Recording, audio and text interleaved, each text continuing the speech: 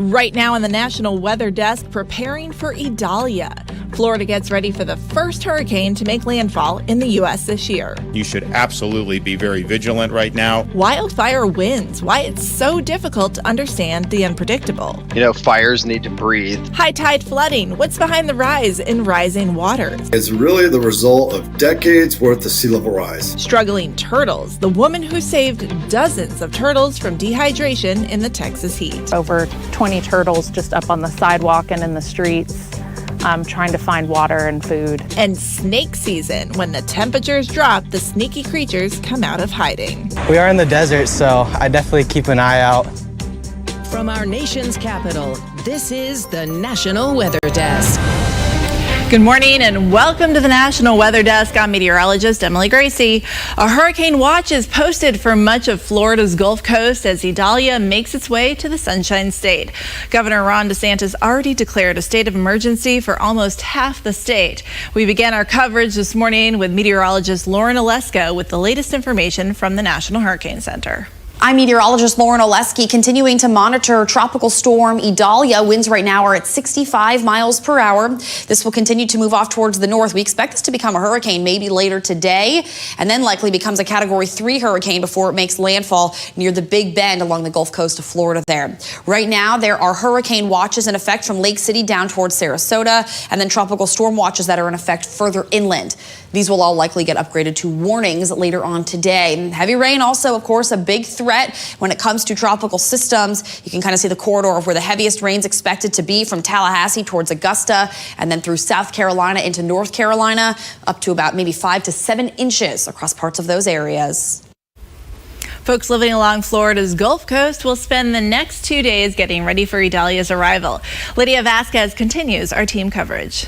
People stuff their trunks with sandbags as dozens of locations open up to the public ahead of Idalia. To be safe and protected just in case the water rises higher than you think it's going to rise. Sunday, Governor Ron DeSantis held a press conference encouraging everyone to closely monitor this storm after issuing a state of emergency for about half of Florida. Anybody on this Gulf Coast, certainly from Tampa all the way up to places like Bay County, you should absolutely be very vigilant right now. Meanwhile, officials are encouraging everyone to make a plan. Things that you should consider. How will we receive our communications and warnings? What is our plan for shelter? What is our evacuation route? What is our internal family communication plan if we should get separated? It's a good time to make sure you have a basic supply kit, which includes water, 1 gallon a day per person for at least 3 days, battery-powered radios, a flashlight, and a first aid kit. It's better to be prepared versus not prepared and have regrets. Hurricane Franklin is now the first major hurricane of the Atlantic season. Air Force Hurricane Hunter data from this morning indicate the Category 4 hurricane has maximum sustained winds of 130 miles per hour. Check out this video that hurricane hunters took inside the eye of the storm on Saturday. It's about 500 miles southwest of Bermuda. Over the next few days, Franklin could impact Bermuda and send dangerous rip currents to the East Coast beaches. Well, the World Meteorological Organization comes up with a list of hurricane names, 21 of them each year. And for the most part, they repeat every 6 years. But what happens when the 21 names run out? Meteorologist Anthony Macari explains. The World Meteorological Organization and international community comes up with the list, and they are used every 6 years. So the list that we are seeing right now was actually previously used for the 2017 season. However, if there's ever a strong storm, of course, one of those names is retired and a new one will take its place. Now, what happens when we run out? Previously, the year 2020 and earlier, we would use the Greek alphabet. It happened in 2005, and it also, of course, happened in 2020. We made it all the way to iota. However, the huge concern here with a Category 5 iota, Category 4 eta, that caused devastation, unfortunately. You can't really retire a letter in the Greek alphabet if you want to use that again. So the World Meteorological Organization came up with an additional list that can be used if all 21 names of that season have already been used up. So say we get to the end of this year's list, the next named storm would be Adria and then Braylon. And if any of these storms unfortunately are strong enough to have damage to be retired, they can just be replaced with a new name. Today marks the 130th anniversary of the Sea Island storm that slammed South Carolina and Georgia. Had the same destructive force as Hurricane Katrina and was known as one of the nation's most powerful storms to hit the East Coast. The National Weather Desk digital producer Jacqueline Fuller has more. On August 27 and 28, 1893, a hurricane struck the coastlines of Georgia and South Carolina. It became known as the Great Sea Island Storm. The storm surge had a catastrophic impact on the Sea Island communities of the Low Country, which were primarily Black Americans. Beaufort, South Carolina was reduced to rubble, and nearly every building on the Sea Islands was damaged beyond repair, leaving more than 20,000 people homeless. After the storm, assistance was provided by Clara Barton and the Red Cross, which at the time was the organization's first ever hurricane relief effort. The aftermath of the storm set loose social, political, and economic challenges during the Jim Crow era. The estimated total of people killed from the storm varies up to 2,000 to over 3,500. Modern analysis of the historical data indicates the storm surge reached at least 16 feet, and the intensity was likely at least a Category 3. For the National Weather Desk, I'm Jacqueline Fuller. The Camp Creek fire in Oregon has ballooned to about 1,200 acres. Flames inched west and south on Sunday, according to the Northwest Interagency Coordination Center. And things could get worse. Officials say due to continued warm and dry weather conditions, the fire is expected to expand even more. The fire is burning in the Bull Run watershed, which means they can only attack the fire indirectly to avoid dangers like falling trees. Well, when it comes to wildfire, winds can have a major impact, but not all winds are equal. Anna Montemora looks at the role winds play in wildfires. Fires need to breathe. So basically, one part of combustion or burning is oxygen. We've all heard the analogy of when you put a lid on a candle, the flame begins to dissolve until it's out completely due to the lack of oxygen. But with winds and fires, this can be the opposite. The way that winds work, especially in the forest, is that due to frictional effects closer to the surface, the wind tends to travel greatest where there is less friction. And different types of winds can greatly impact the predictability of a fire, like diurnal winds, which is when air is going up a canyon in the heat of the afternoon and then going down the canyon as things cool off in the night. What's nice about that is when we're under normal diurnal winds, we can pretty regularly affect how our fires are going to be affected by wind. Those are strong winds. Those drainage winds tend to be fairly regular, and we can count on them to go one way or the other. But it's not always that simple. Now, when it gets interesting is when you have convective activity or thunderstorms in an area. And this is because thunderstorms create what's known as outflow winds. And those are downdrafts that can be extremely erratic and gusty. And depending on the strength of the thunderstorm, they can be felt for 50, 75, 100 miles away. And if one of these downdraft thunderstorms go over a fire, that can force flames outwards and therefore expands the fire in every direction. And unfortunately, how those are going to collapse is really hard to predict. And a hidden shipwreck from World War I has been revealed at the bottom of a Texas river. Thanks to the low rainfall and a summer heat wave, the wreck in the Neches River was found last week by a man jet skiing in the area. The Texas Historical Commission says they have known about the location of the shipwreck since the surveys in the 2000s. Officials say there are nearly 40 wooden-hulled vessels in the East Texas rivers. Well, in Ames, Iowa, it was so hot last week, a police officer wore oven mitts while he was behind the wheel of his cruiser. Of course, it was just a joke, but the city did set a record last week, topping 100 degrees. When it's that hot, you have to have a sense of humor. All right, the latest crew to head to the International Space Station has arrived roughly 29 hours after taking off on Saturday morning. The four hail from the U.S., Denmark, Japan, Russia, and will spend 6 months living and working on board the orbiting lab. The launch was delayed for a day so NASA and SpaceX teams could investigate an issue with the capsule's life support system. And coming up on the National Weather Desk, we'll take a look at how the summer intense heat in the south is impacting local turtle populations. And algae blooms in the Gulf of Maine are dying off. We'll look at why this could be happening and the bad news for the marine life there.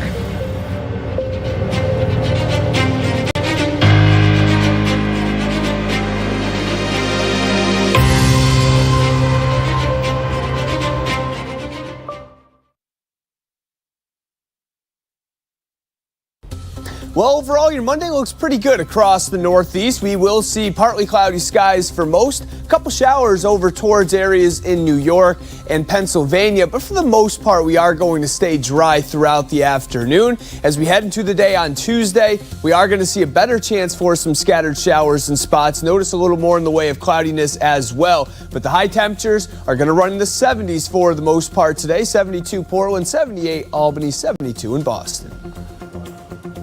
I'm meteorologist Jonathan Myers, and here's a look at the Mid-Atlantic region. Up and down the 95 corridor, looks like kind of a wet day. Maybe wetter for some than others, but nonetheless, I'd have your umbrella handy. Scattered showers almost at any time, at any place in Virginia, all the way up to Maryland and the Delmarva. And that's going to go all the way through the afternoon and evening commute as well. That's courtesy of our latest weather maker, a little frontal system down to the south. Looks like that's going to be stalling and kind of falling apart with some extra moisture. That's the scene here. I'm meteorologist Vitas Reed. Here's a look at your southeast forecast highs. 80s up in Nashville, Raleigh, looking at 87 in Atlanta, Birmingham, 86 degrees, 91 Pensacola, 90 in Tampa. Watching broken clouds with some spotty showers across the southeast. A little bit of thunderstorm activity out here across the south, but really watching the western coast of Florida, where Idalia will be making landfall, potentially along the Big Bend region as we get into late Tuesday night into Wednesday morning. So something to watch very closely with maybe a Category 2 storm.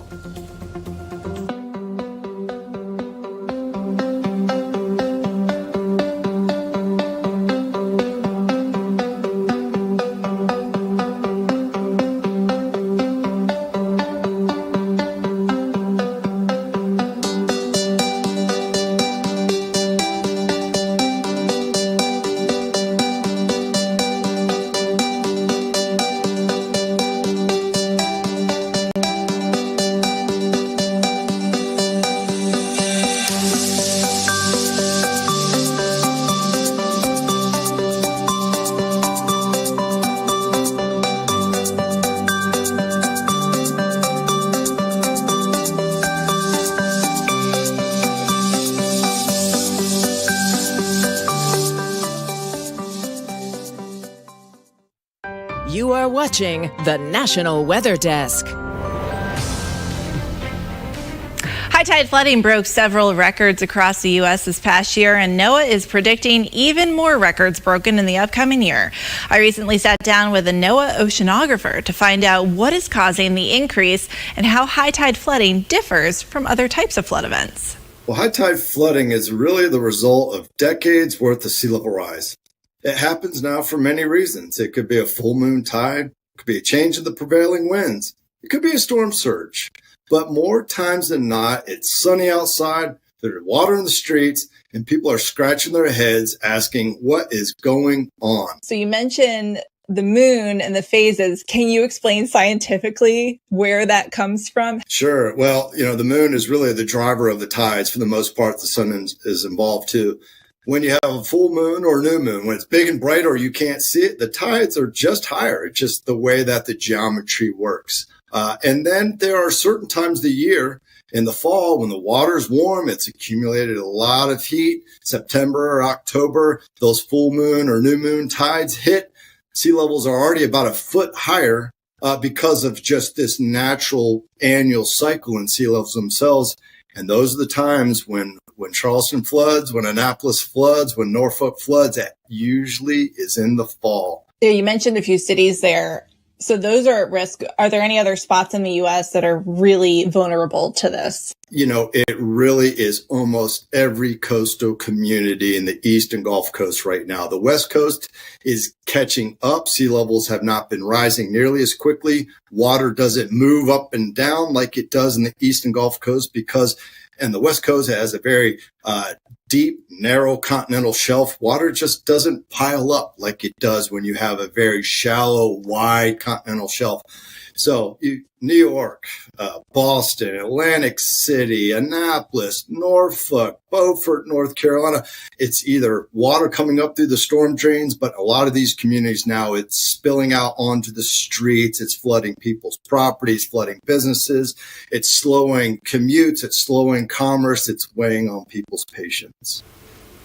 Well, to hear more about the role El Nino will play in the upcoming year and how cities are becoming more resilient to the high water, check out our YouTube channel where we posted a longer version of this interview. Just search the National Weather Desk.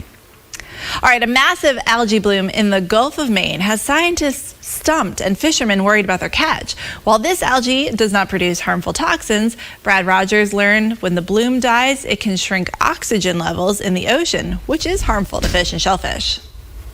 No, it's not coffee or you know what. This is ocean water from the Gulf of Maine containing millions of microscopic single-celled plankton.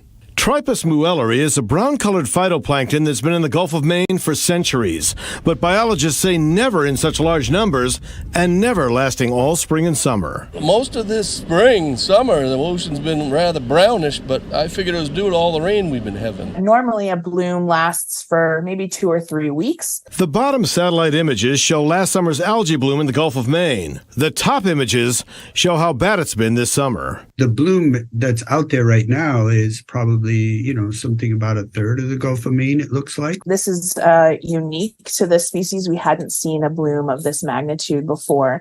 It's quite massive. It's also quite disgusting. Yeah. So these phytoplankton, they just start to accumulate and you get this kind of big brown mass. Liz Harvey and Doug Vandermark are UNH professors helping research the algae bloom. They want to know what caused it and what harm may come of it. The last large bloom die-off was in 1976, causing depleted oxygen levels in the waters off Long Island, contributing to a $60 million loss in that year's fish and shellfish hauls. Right now, the levels seem to be at most bothersome. They're nothing like what they saw in New York, where they stripped the oxygen out of the water almost. However, right now, tests show depleted oxygen levels over most of Cape Cod Bay, where lobstermen believe an algae bloom is driving lobsters away. Oh, wow. No, I mean, there's nothing we can do about it, I guess, but yeah, that would be a disaster for the Strait of Maine. In central Texas, record-setting heat and little rain are taking the toll on wildlife, especially the turtles. Betty Cross caught up with a local woman whose superhero efforts to save struggling turtles are making a difference. What was a pond? It's really sad. Is now the size of a puddle. The relentless heat has drained what was the home of dozens of turtles. Look closely to see there are 3 left. Just a few little baby turtles that are just trying to stay alive. Sasha Bulkley has watched the pond shrink and too many turtles die as they try to find their way to water. There was just an exodus of turtles on Saturday, so there were over 20 turtles just up on the sidewalk and in the streets trying to find water and food. Sasha immediately went into rescue mode. And here's the container. She filled it with 18 turtles, got them to a nearby lake, and then made a second trip for the stragglers that had just made it to the road. Sasha found as many migrators as she could. There's another dead one in the grass over here. But everywhere you look, there's evidence that for some, the struggle to find water was too much. The turtles seem to be trying to make it to this stream. It has about ankle-deep water right now, but Sasha says it's likely to dry out in the next few days. They're probably just better off in a lake where they have enough water and not constantly looking and moving around and dying on the road. For now, Sasha is trying to focus on the positive. Just in the last few days, I've saved 33 turtles. It's impossible to get to the 3 that are left without sinking to her knees in mud. So the turtle saver is patiently waiting for them to make it to solid ground so she can scoop them up. Cooler temperatures in the Las Vegas Valley last week led to several snake sightings. Snakes are the most active in southern Nevada in the spring and fall. When it's really hot, they seek shade. But as Kristen Drummond explains, last week's temperature fluctuations meant they were easily spotted on the popular hiking trails. while taking a run outside. We are in the desert, so I definitely keep an eye out. Martin Casillas stays aware of critters. I mean, I gotta watch every step while I'm running anyway, so if a snake comes along, hopefully I don't freak out too bad, just kind of move along to the side. A concern now as more snakes start to appear during the day. A common occurrence once temperatures drop from the triple digits in the Las Vegas Valley. Doug Nielsen with the Nevada Department of Wildlife. The snakes thermoregulate by moving in and out of the sun. So when our temperatures are mild, like they have been during this storm period, and we feel like we want to be out more, so do they. Increasing chances to spot one in the wild, but the conservation education supervisor expects them to seek deep shade or even return underground to burrows soon during the day. Once we get back to triple digits, then seeing one in the daytime is going to be less likely, unless it's in the morning or right before dark. And now time for a short break, but before we go, let's take in some beautiful views of the Arizona desert.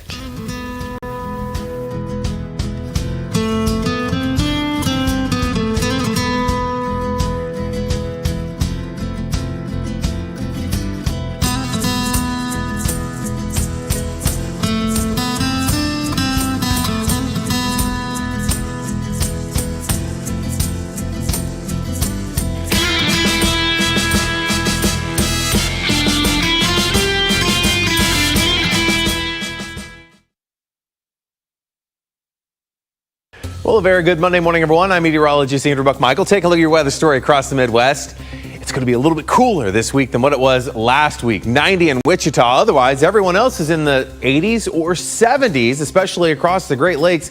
Jumping into your Tuesday here. Again, only 90 degrees or 93 there in Wichita. The rest of us in the 80s and 70s. Pretty comfortable. Most of the Midwest remaining dry and starting to warm up a little bit by the end of the week, but nice and cool across the Great Lakes. Good morning, I'm meteorologist Alex Garcia. Here's a look at your regional weather. Temperatures are starting off way too toasty, particularly up for the Dallas area. In Oklahoma, we're starting off in the 80s all the way over to Little Rock. Meanwhile, everybody else in the upper 70s. We'll have clouds today. Little opportunity for some scattered showers in and around the region, particularly from the Texas Hill Country back up into Louisiana. Otherwise, temperatures warm back up into triple digits again. I'm meteorologist Alex Garcia. That's a look at your regional weather. Good morning. I'm meteorologist Rebecca Stevenson. Here's what's happening across the West. A lot of cooling coming in for the Pacific Northwest. Temperatures along the coastline drop 10 degrees, but still very hot to the east side of the Cascades. Whereas we're still dealing with triple-digit heat stretching into parts of the Southwest, where we're expecting some thunderstorms to roll off the Rockies. Otherwise, some drizzle and light showers threaten the Pacific Northwest. That's the scene from here.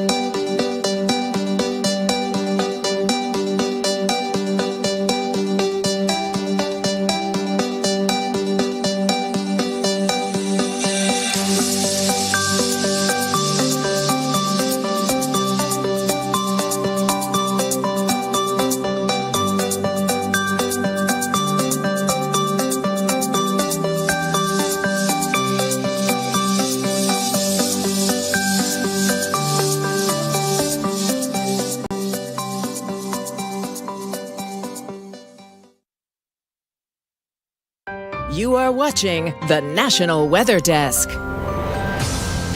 Well, you often hear the term red flag warning, but what exactly is a red flag warning and when are they issued?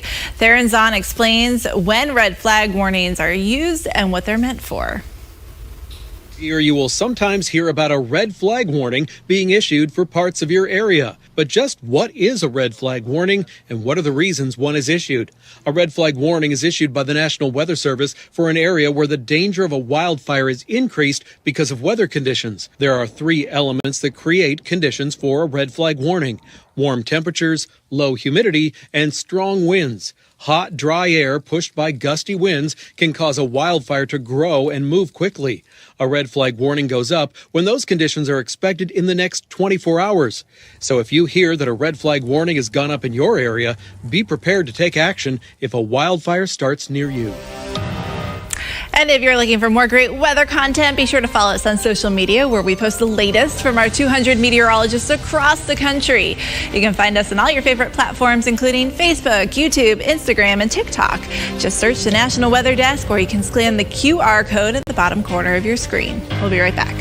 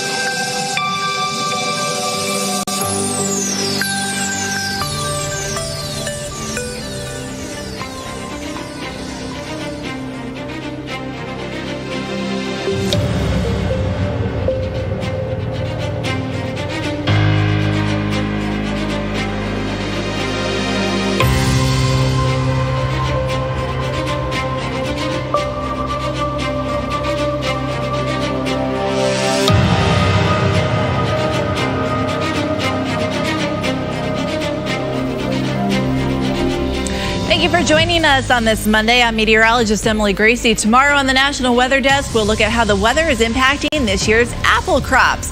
Make it a great day. We'll see you right back here tomorrow morning.